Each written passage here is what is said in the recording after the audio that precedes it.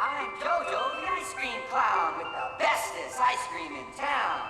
We'll give you the stick, you give it a lick, and it'll tickle you all the way down. Killer Klowns from Outer Space is a 1988 horror movie about a group of clown-like aliens who invade a small town in order to capture and harvest humans. Looks like circus tent. Killer Klowns from Outer Space was produced, written, and directed by the Chiodo brothers, Charles, Edward, and Stephen Chiodo. Yeah, there's a lot of Kyotos. That name was on there a lot. It was kind of funny. That was a big laugh for us. Having grown up watching movies like Godzilla and King Kong, the brothers have always had a passion for horror movies.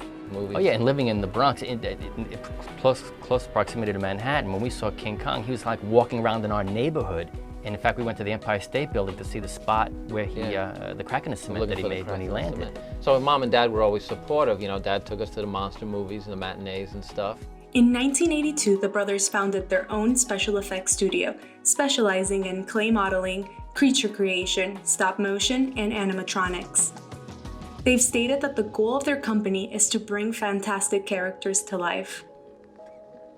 The concept for Killer Klowns started as a conversation between the brothers. It was a labor of love for us because even before we got into production, we've been thinking about this idea for many years. You know, started just conversations about, you know, what's the scariest thing you could think of driving along a dark road. And it was if you looked next to you and saw a clown peering at you from another car. Huh? Jesus! No, oh no, oh no!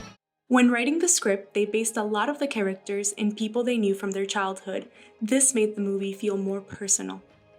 Mike Tobacco, the Terenzi brothers, Joe Lombardo, these are all people we grew up with. So the cast of characters really are people that we knew. I mean, Terenzi brothers are very good friends of mine, and we always had fun adventures with them, doing stupid things as kids. And Mike Tobacco was always a ladies' man as well. So we took those, I guess, icons for us and just put them in essentially The Blob, Jack Harris's The Blob film, in that kind of script. Kids trying to communicate to the authorities that they're as monsters, with our friends as the main character. Clowns, cotton candy, flying popcorn. They quickly realized that their $2 million budget, $4 million in today's money, would go primarily to production costs. They decided to call in a few favors from people they've worked with to complete the film. We couldn't do this without Gene Warren, an integral part of the special effects, created the special effects, the optical effects in Killer Klowns from Outer Space. We'd worked with Gene and Leslie in the past, and they were perfect for this. So we went to them and said, please, do the effects for Killer Klowns for us.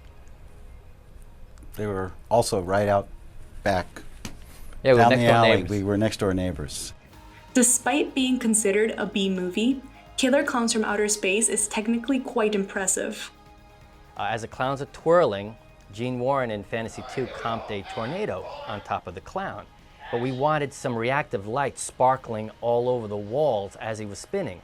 We had this cylinder of cracked mirrors pointing in every direction like a mirrored, disco mirrored ball, and we rotated that with all these green lights shining into it. So we had this, like this cascade of these reflected lights beaming all over the room.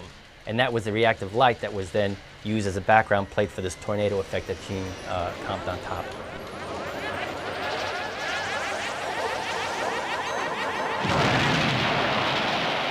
In order to bring the killer clowns to life, filmmakers had to be very clever and use their imaginations. Charles Chiodo made a complex system of remote-controlled cables that allowed him to change the facial expressions of each clown on camera. Come up. That's it. Okay, what you gotta do, you gotta hit that as a punctuated moment. So you, okay, go. Various elements were built that could be put together differently to make different rooms rather than designing and building multiple sets at great expense. The most expensive prop was the famous popcorn gun. It cost $7,000 to build, $15,000 in today's money. The filmmakers have expressed great regret in spending so much on that prop. Are you okay? I think so. The Chiodo brothers have been talking about a potential Killer Klowns from Outer Space sequel for years, set to be titled The Return of the Killer Klowns from Outer Space in 3D. And you know, there's so many things that we left out in the first movie that we want to do, and there's just so many things that are still unmined in terms of clown antics. The brothers publicly talked about an up-and-coming sequel intended to be released in 2012, but that never happened. By 2016, the brothers revealed that they were working on turning Killer Klowns into a TV series, but nothing ever came of the project. Stephen Chiodo has said they've been trying to get a sequel in motion since not long after the film ended production. According to him, both legal issues and financial difficulties have repeatedly stood in the way of Killer Klowns from Outer Space 2, the sequel. The rights to Killer Klowns from Outer Space are owned and controlled by 20th Century Fox, following the studio's sale to Disney in 2019.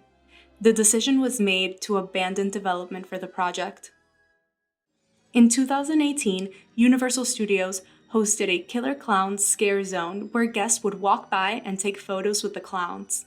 Because of its success, Killer Klowns was given its own horror maze the following year.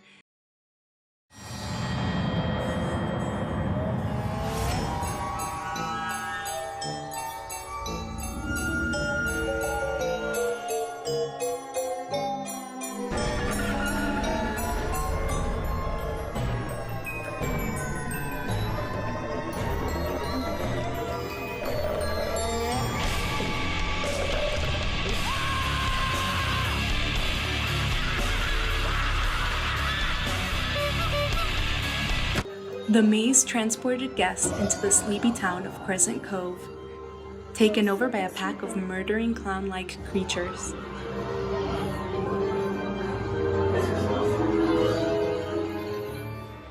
The film has also been transformed into an orchestral show, in which the soundtrack is played in live concerts.